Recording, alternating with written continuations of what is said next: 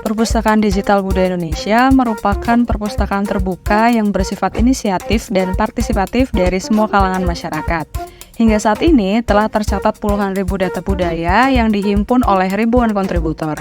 Hasil pendataan tersebut dapat diakses di www.budaya-indonesia.org.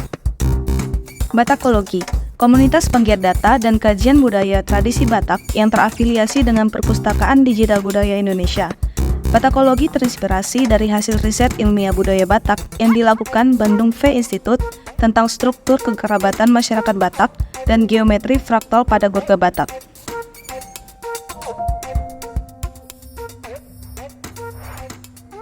Access granted.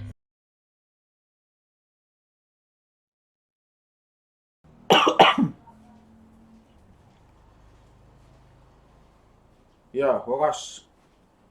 Ya, kita bahas tentang pohon kosmis ini pada pertemuan yang ke-6 dari diskusi batakologi. Pohon kehidupan tepatnya, lebih tepatnya pohon kehidupan. Karena minggu lalu sebenarnya sudah kita bahas tentang pohon kosmis. Tapi karena itu juga kita bahas, jadi saya lebih suka menyebutnya ini pohon kosmis kedua, part kedua. Jadi berbicara tentang pohon kosmis ini ada memaknainya sebagai pohon kehidupan yang banyak dikenal oleh banyak peradaban atau kebanyakan budaya di seluruh dunia, termasuk di Indonesia juga ada dikenal PPKK ini tentang pohon kehidupan. Tentang referensi yang saya menggunakan beberapa sini, teman-teman bisa melihat di sini referensi yang saya gunakan. Yang pertama adalah referensi dari Tuan Philip Lumban Tobing. Judulnya The Structure of Toba Batak Belief on the High God. Berbicara tentang Batak ini makalah ini atau tulisan ini banyak sekali dikutip oleh beberapa, ini tulisan ini banyak sekali dikutip. Kemudian buku dari Tuan Hari Parkin berjudul Batak Food of Indo-Thought ditulis tahun 1978. Kemudian dari Tuan Rudolf Pasaribu, Pendeta Rudolf Pasaribu, Agama Suku dan Batakologi. Kemudian dari Tuan Johannes Warneck, tahun 1909 di Religion dari Batak. Tuan Warneck ini sendiri adalah dia seorang misionaris dari RMG, seorang misionaris RMG yang juga ikut serta dalam pekabaran Injil ke Tanah Batak bersama dengan tokoh yang sudah baik dikenal, Nomensen. Yang selanjutnya nanti dalam perkembangan selanjutnya beliau menjadi pengurus ketiga dari gereja yang sudah sangat kita kenal, yaitu Gereja Kristen Batak Protestan. Dan juga dia mempunyai kamus juga yang ditulisnya Toba Batak Doises Water Book. Kemudian lagi disertasi oleh Tuan Sinaga, Anicetus Sinaga ini, teman-teman bisa melihat barangnya. Anicetus Sinaga. Ini berjudul The Toba Batak High God Transcendent and Immanence. Ini Tuan Sinaga ini adalah uskup dari gereja Katolik. Uskup dari gereja Katolik yang terakhir dia uskup agung di Medan. Sebelumnya beliau adalah uskup di Sibolga ketika dia menulis buku ini. Sudah meninggal beliau terhadap 3 tahun yang lalu. Kemudian buku dari tulisan penelitian ini ada artikel di sini dari Deconstructing Batak Nesgoga ditulis oleh Bapak Hoki Situngkir. Beliau adalah pembina batakologi dan presiden Bandung V Institute, berjudul tentang Deconstructing Batak Nesgoga, yang penelitian ini tentang penelitian Goga ke arah komputasional ya.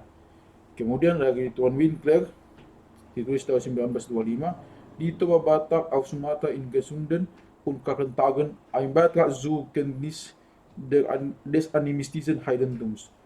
Tuan Winkler ini juga salah satu tim misionaris. Dia seorang dokter medis. Beliau juga salah satu dari RMG yang juga ikut serta dalam pekabaran Injil Batak. Kemudian tulisan dari Waldemar Hutagalung, Pustahata Tengok Tutarum Buni Bangsa Batak. Beliau juga ada menyampaikan beberapa tugas di sana yang disampaikan tentang mitologi penciptaan langit, bumi dan manusia. Sebenarnya kalau buku ini, kalau teman-teman baca ini, sebenarnya yang lebih dominan pembicaraan di buku ini adalah berbicara tentang silsilah maga-maga Batak. Misalnya ada si A ini memperanakkan siapa anaknya, dari sini turunlah maga ini, maga ini, maga ini, nah, seperti itu. Itu yang diceritakan oleh Tuan Waldemar Hutagalung dalam bukunya ini. Dan buku ini juga sudah diterbitkan ulang pada tahun 1991. Tahun 1991 sudah diterbitkan bukunya ini. Ya, kemudian dari turi-turi yang ditulis oleh turi-turi yang ditulis oleh Tuan Arsenius Lumentoming, judulnya Pikiran ni Halak Batak si Pelibehu Taringotu Todini Joma Naung Mate. Berbicara tentang dari referensi-referensi ini, kebanyakan referensi berbicara tentang Batak ini yang saya kutip di sini, mereka kebanyakan dia membahas dari turi-turian, ya, dari mitologi, dari mitos yang berkembang yang berkembang di masyarakat Batak. Dan tentunya dalam literatur Batak ini kebanyakan dia ditulis. Tentunya yang pertama dalam bahasa Batak, tentunya bahasa Indonesia juga ada, tapi dari tulisan orang luar karena ditulisan orang luar penginjilan, karena yang berkunjung itu dari Eropa.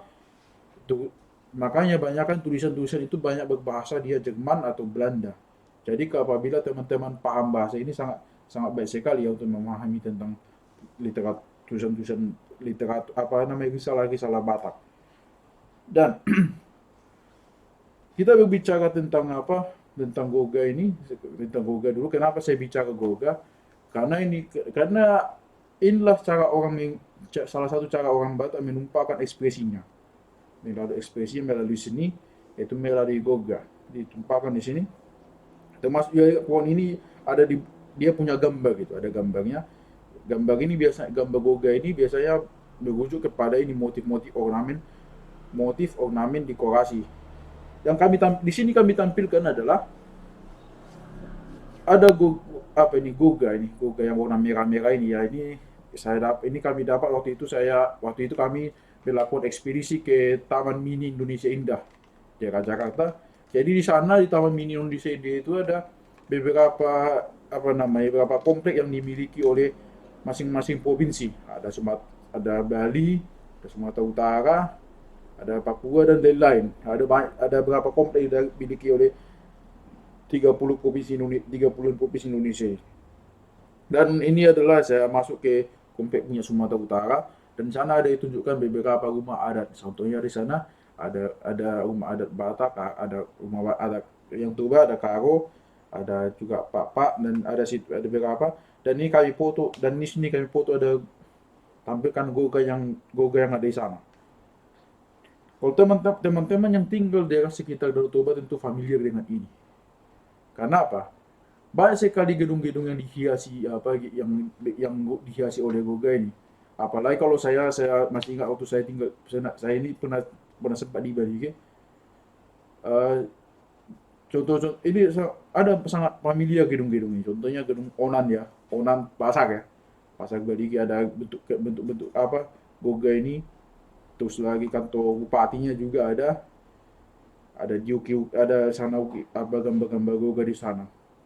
Kemudian ada juga di tempat-tempat lainnya gitu. Ya biasanya banyak di situ gambar-gambar Goga. Kemudian penerapannya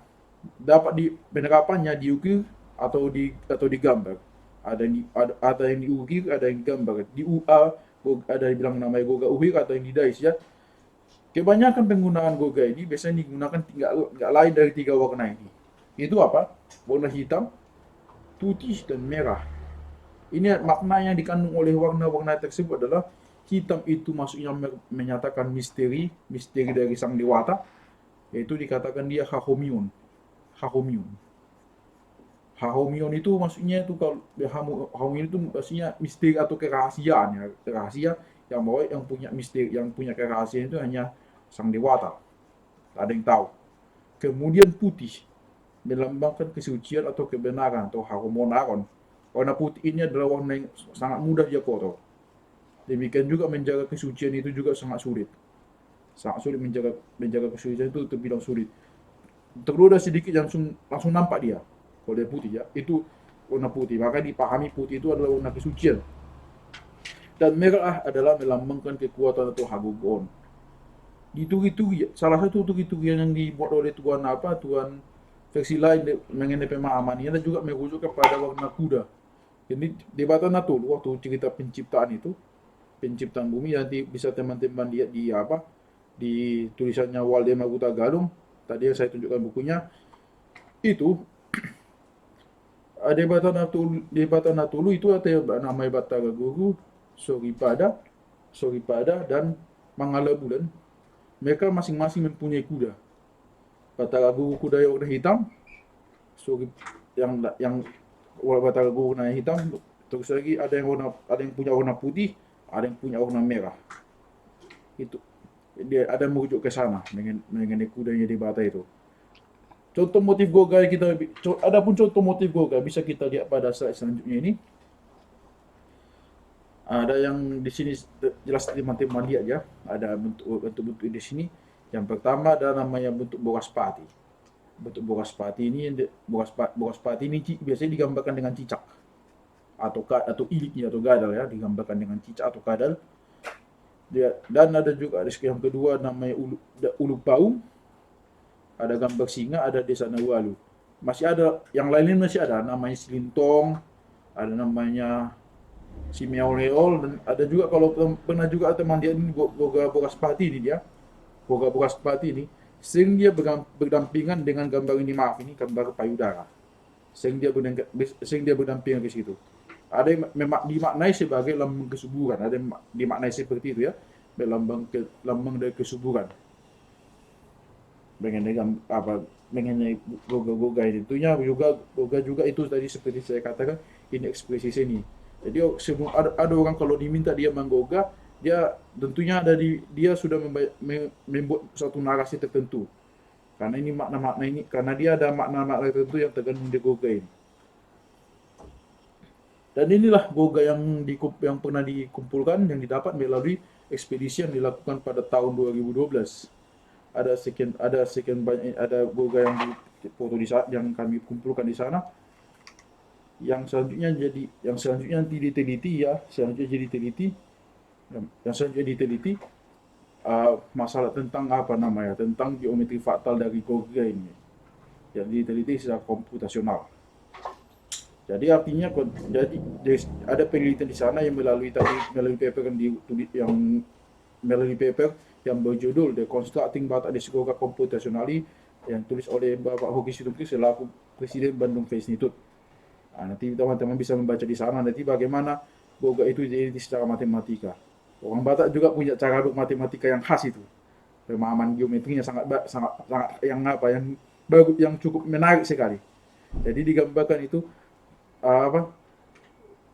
digambarkan ini kan kalau lihat teman dia ini kan bentuk dia suluk-sulukan gitu. Kayak gambaran gitu suluk-sulukan yang terinspirasi dari gunduk pahu.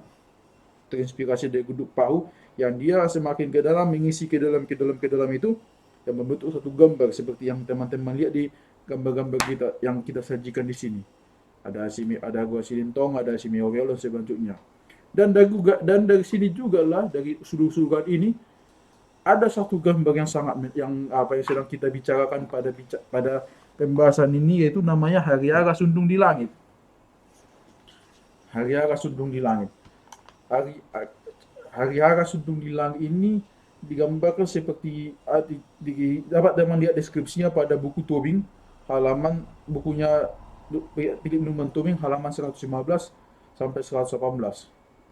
Tentang pohon yang selalu berkembang, yang pohonnya sampai ke ujung langit sana. Ini digambarkan seperti begitulah pola kehidupan ini. Seperti dia cerita kehidupan tentang ruang dan waktu ada kaitannya. Yang ujung sampai ke langit. Dan mengenai ini juga ada di sini risalah dari buku dari Bapak Hoki Situngkir ini, bukunya berjudul Kode-Kode Nusantara, bahwa teman-teman di Kalimantan juga ada memahami pohon kehidupan begini. Memahami dia pohon kehidupan yang dikenal namanya Batanggari.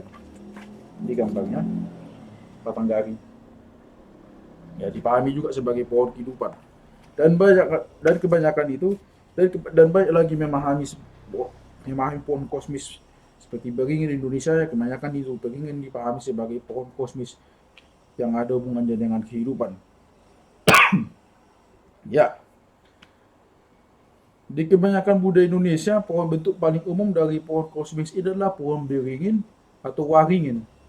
Kalau di Batak ya hariara, sama juga ya hariara, pohon beringin sama. Jadi di sini ada saya kutipkan screenshot ya, ini screenshot dari Tuan Warni itu mengenai arti kata hariara dalam pemahaman arti kata hariara. Jadi kamus itu adalah kamus Batak Jerman itu, kamus Batak Toba Jerman yang ditulis oleh Tuan Warni dikatakan tentang hariara diterjemahkan dalam bahasa Jerman itu Der Banianenbaum. Bahasa Inggrisnya banyan tree.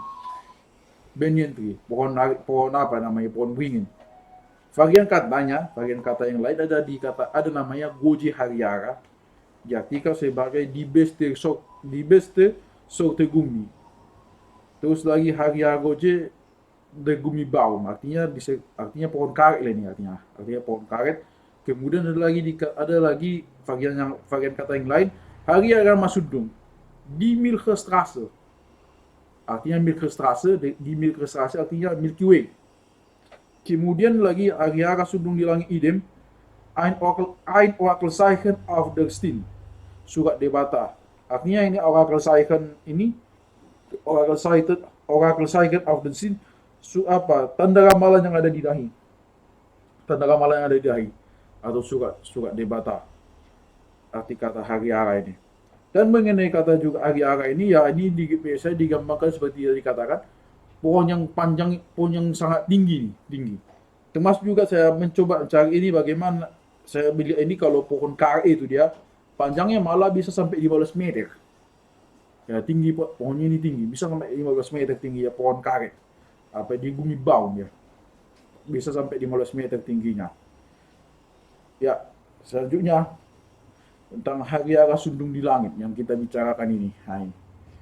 Di dalam bukunya tadi dikatakan bahwa Warnik menerjemahkan tadi kan kita bicara Warnik dalam kamus itu Warnik bicara hariara Sundung di langit itu dikatakan di sini tanda ramalan yang ada di dahi.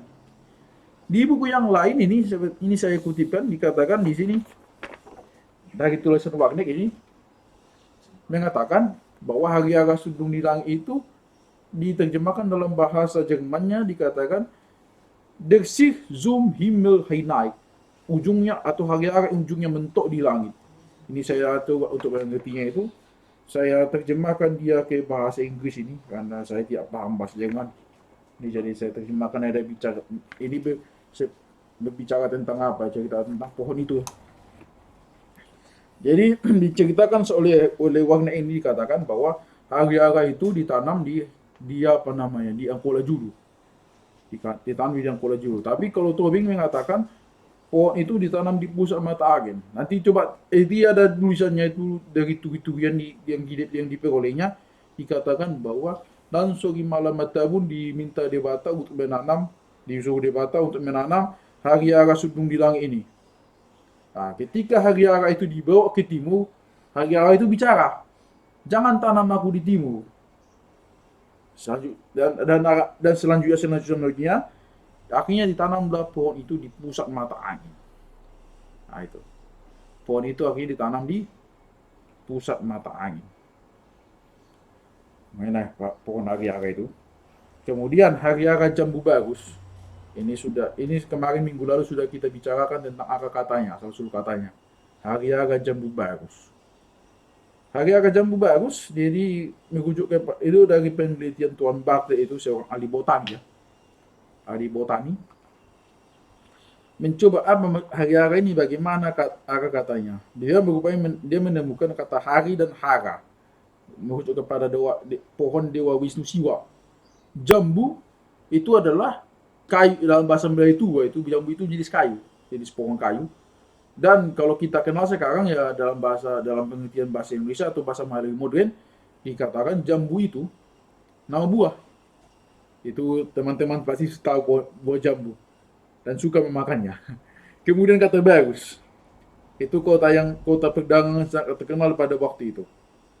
Jadi artinya dikatakan hariara jambu bagus itu kata jambu tadi ya, ini saya kata jambu itu dirusuk oleh Tuan Pandok tuh kata jambu, kayak kata jambe dapatnya itu maksudnya katanya akar yang menggantung, akar yang menggantung. Jadi maksudnya dia merujuk kepada akar gantung dari Aryara itu. Dan dikatakan bahwa Aryara ini dikatakan oleh Tuan oleh Tuan Philip Lumentoming, Aryara ini dia ada ceritakan bahwa pohon itu dia sepertinya terbalik dia gitu. Akarnya di atas, daunnya di bawah. Dari tulisan Tuan Philip Lumentoming dikatakan itu. Akarnya ini nanti akan terus lagi dikatakan bahwa akar ini nanti sampai nanti ke Batu Nanggar Jati. Batu Nanggar Jati. Jadi akar itu sudah tidak ada lagi karena sudah dipotong oleh Debata Natolu. Sudah dipotong oleh putri-putri dari Debata Natolu. Cabangnya pohon ini ada 8. Pada cabangnya ini pohon ada 8. Jadi pohon Aryara itu, ini ada pohon Aryara tadi kan. Cabangnya 8 menuju ke 8 mata angin. Ini yang sampai ke langit ada 8 cabangnya. Masing-masing itu ke arah mata angin. Itu ada nanti ke arah timur dikasih tahu itu ada barang-barang berharga di sana. Ke arah timur ada emas. Terus arah mana yang lain, ke arah yang lain lagi ada benda-benda yang lain, ada besi, perak, tembaga dan selanjutnya ada barang-barang berharga di sana. Dan dikatakan lagi mengenai tulisan risalah ini bahwa di Aryara itulah terdapat tulisan tentang takdir manusia. Di semua bagian Aryara ada termasuk di akarnya, ada di batangnya, ada di daunnya. Di situlah tertulis tentang takdir manusia tertulis di situ. Di pohon Aryara jambu bagus ini. Batu Nanggar Jati, menurut Pakin, Batu Nanggar Jati ini ada di Angkola. Inilah nanti jalur orang nanti ke Banua Gicang untuk mendapatkan Debata. Bentuknya batu ini adalah seperti lereng bukit bertingkat bersisi 4 yang semakin jauh semakin kecil. Tingginya batu ini dari bumi sampai ke pintu langit. Jadi artinya pohon inilah jalur orang ke sana. Jadi sekarang batu ini sudah tidak ada lagi. Batu ini sudah tidak ada lagi karena sudah dihancurkan oleh si Haji Marimbulu Bosi, Tuan Malindeman dan si Haji orang Mandopa sudah dihancurkan. Dan ketika saya menuliskan materi ini saya coba mengikuti di internet apakah ada orang membahas Batu Nanggar Jati, adakah orang membaikan tentang itu. Saya mendapat ada namanya desa Batu Nanggar Jati yang terdapat di daerah Tapsel, Kabupaten Tapanuli Selatan. Ada namanya desa Batu Nanggar Jati. Ada di sana dikatakan. Ya, dan juga ada membuat vlog di situ daerah yang berkunjung ke sana. Dikatakan bahwa orang-orang segitu dia mendapat informasi dari orang-orang di situ ada katanya pohon yang sampai ke langit. Ya, bukan, ada katanya tangga yang sampai ke langit di sana. Penuntukan orang-orang di situ. Penuntukan orang di situ yang mereka peroleh. Ada saya dapat vlog begitu yang disampaikan itu. Jadi desa ini sesuai dengan deskripsinya ya, ada di daerah Angkola ini di Tapanuli Selatan di Kabupaten Aceh, Kabupaten Tapanuli Selatan. Desa Batu Nanggar Jati atau ada bilangnya Dolok Batu Nanggar Jati. Ya. Menurut Sinaga, jadi dia ada menyebutkan tentang signifikansi pemahaman tentang pohon kosmis ini. Signifikansi pemahamannya antara lain yang pertama adalah lambang kekuatan penciptaan, kemudian lambang kehidupan penyelenggaraan dewa tinggi, kemudian lambang aktivitas peradilan Dewata mula jadi lambang aktivitas peradilan mula jadi Nabolon. Jadi untuk lengkapnya nanti teman-teman bisa membaca di sini. Bisa teman-teman baca di sini tentang Detowa Batak Hakikat Transcendent Animanes. Teman-teman bisa baca di sini nih. Tentang tentang yang lain-lainnya. Di saya bahas satu bagian saja. Satu bagian di sini jadi di pohon sebagai lambang kekuatan tertinggi. Pohon sebagai lambang kekuatan dewa tinggi. Tadi kita bicara pohon itu dikatakan oleh turi-turian begini dia. Dikatakan oleh turi-turian begini. Hariara sundung di langit. Dia berbuah. Buahnya jatuh dan bertumbuh. Dan dia diceritakan di sana bahwa pohon ini mempunyai akar 5 akarnya. Angka 5 ini maksudnya itu penguamisna 5. Mempunyai batang, mempunyai batang juga, maksudnya itu dia tahun ada 3 ada segala macam, ada dikatakan berbuah 12 itu maksudnya bulan, mengatakan buah, ya mengatakan dia buah. 12 itu dari situ, 12 itu buahnya, maksudnya itulah jadi datu mani, dari situlah datu meniru itu. Meniru nama-nama hari, dikatakan Sipali, Sipah ada Sipah 2, Sipah tulis sampai Sipah hukum. Dan ada juga ada yang bagian berjumlah 30, nanti teman-teman cek ada yang disebut ya 30. Itulah nama-nama hari itu yang menyangkut kepada 30 hari. 30 hari, Agitia, Sumanggara, Agitia, Suma Anggara, Mudaha, Buraspati, Sikora, Sabisara, Atianiai, Sumani Magadop, seterusnya. Seperti sekarang ini adalah, kalau teman-teman lihat ya waktu dibagi pemberitahuan di postingan ini, bahwa kita bagikan bahwa diskusi ini kami rencanakan yang hari ini itu kami buat di situ hari ke-23. Hari ke-23 itu Sumani Mate. Ya, hari Sumani Mate. Bulan ketiga menurut kalender Batak ya Sumani Mate si Pahatulu. Nah, itu Sumani Mate si Pahatulu. Jadi mungkin kembali lagi seperti yang kita ceritakan lagi sedikit ya, bahwa hari-hari Batak ini dia mengikuti fase bulan ya, sesuai dengan petunjuk datu bahwa pangalahuni bulani dona gawe pangguga di hari. Songoni mandinda datu. Itu yang dicatat oleh Tuan Hutagalung. Jadi apabila kita memahami Dewa Tengge sebagai mula jadi nabolon, pemula agung yang abadi. Kalau sebenarnya saya dulu di sini dikatakan beginner dibuatnya, tapi saya pahami beginner ini bukan kayak istilah di game itu. Beginner masih masih cupu, bukan itu beginner masuk sini. Tapi beginner ini dia orang yang memulai segalanya, pemula agung yang abadi, dapat dipahami, dapat dilihat bahwa ruang dan waktu sangat erat kaitannya dengan penciptaan. Sesuai dengan Eliade, sepakat dengan Eliade, sehingga kosmogoni selalu berulang pada tahun baru. Jadi pada tahun baru itulah kembali kan seperti tadi pohon pada akhir pohon kembali lagi, dan pohon situ yang tumbuh lagi. Kosmogoni artinya penciptaan kosmos kembali, penciptaan kosmos, kelahiran kosmos. Jadi ketika pohon tersebut dipahami sebagai permulaan waktu, ruang dan waktu, bahwa Banua Tonga yang menjadi perhatian bisnis penciptaan, dia menciptakan melalui pohon ini. Jadi kalau kita pahami sekarang ini mitos sekarang ini, kita pahami sistem waktu yang kita pegang ini, bahwa waktu itu ya berjalan terus. Kemarin, hari ini, besok, bulan depan, tahun depan, ya terus. Kita ingat ada kejadian minggu lalu itu dikatakan ada histori dia sekarang, hari histori. Jadi artinya waktu itu jalan terus. Tapi dalam pemahaman masyarakat kuno, termasuk juga Batak, dipahami bahwa waktu ini adalah siklus yang berulang. Berulang terus ini waktu ini, terus dia berulang. Jadi seperti dikatakan bahwa pohon itu menjadi tua dan usang. Jadi pada akhir tahun ini ciptaan menjadi usang, membusuk dan lahir kembali. Seperti tadi pohon itu dipahami seperti dia penciptaan itu dipahami dia berulang gitu. Jadi dipahami dia siklus berputar kembali. Kayak itu juga seperti kita alami juga hari ini bagi terbit matahari, terus lagi agak ke atas lagi ada posni hari, terus lagi sore terbenam matahari, asik, besok gitu lagi kejadiannya. Matahari terbit, terus lagi hosni hari, terus lagi sudut matahari, seterusnya begitu. Nah, itu suatu siklus berulang. Termasuk juga fase-fase bulan jadi yang dikatakan oleh Datu Panggugoni hari. Kan hari ini ada Sumani Mate.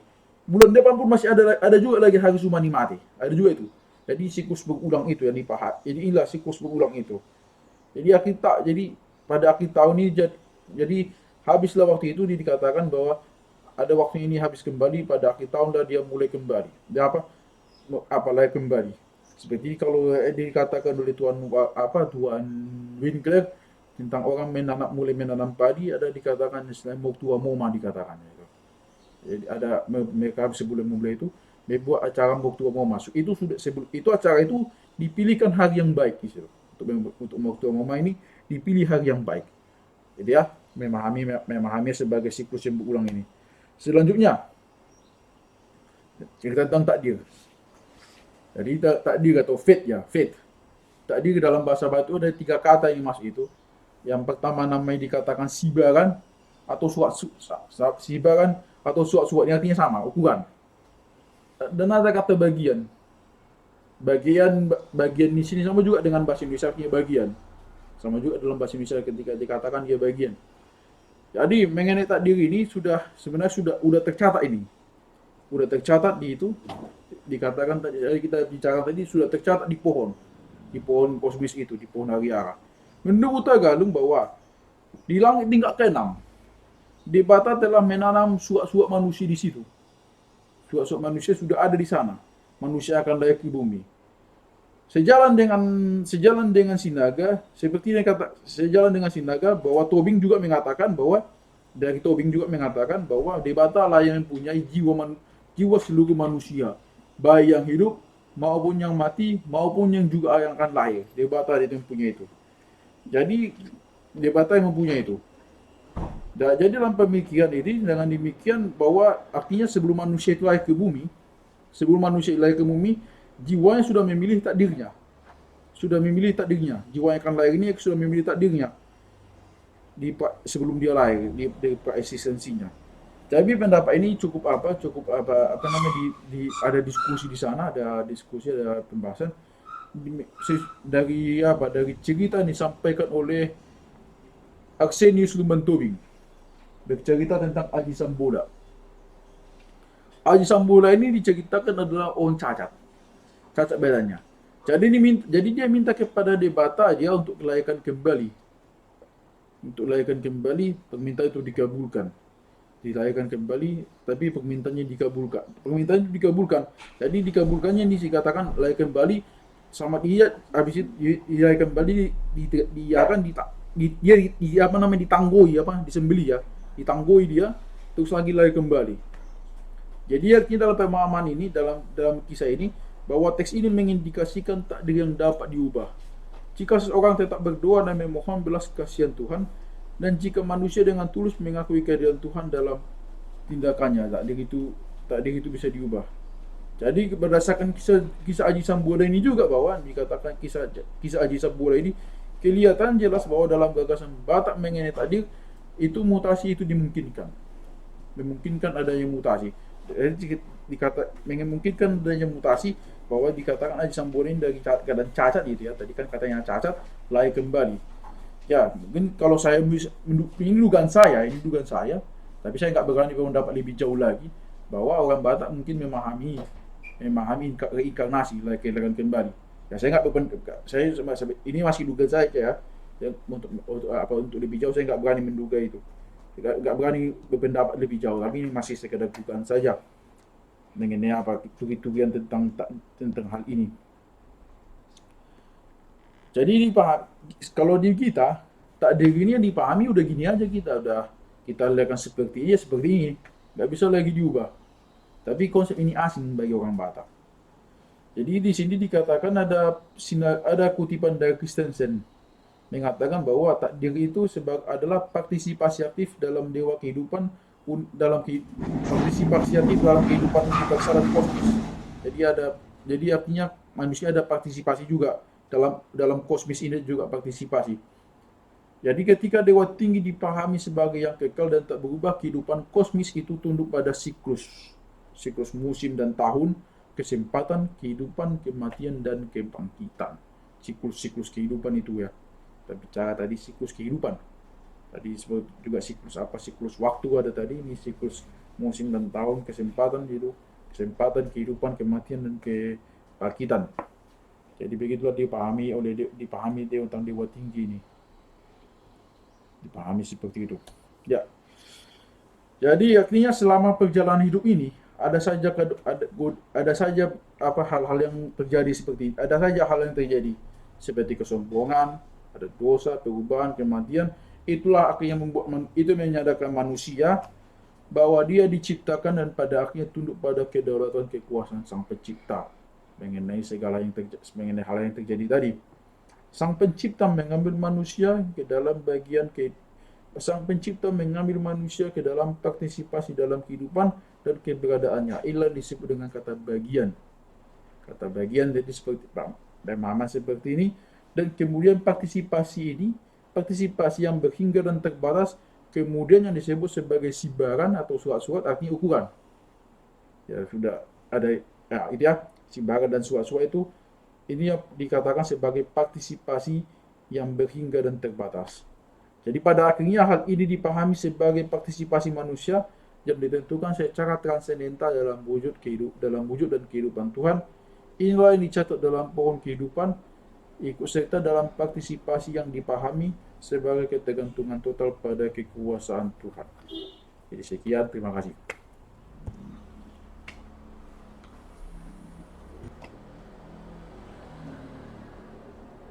Merupakan perpustakaan terbuka yang bersifat inisiatif dan partisipatif dari semua kalangan masyarakat. Hingga saat ini telah tercatat puluhan ribu data budaya yang dihimpun oleh ribuan kontributor. Hasil pendataan tersebut dapat diakses di www.budaya-indonesia.org.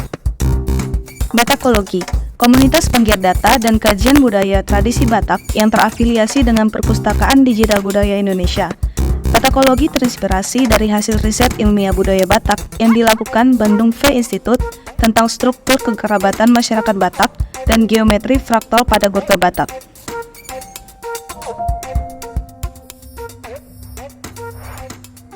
Access granted.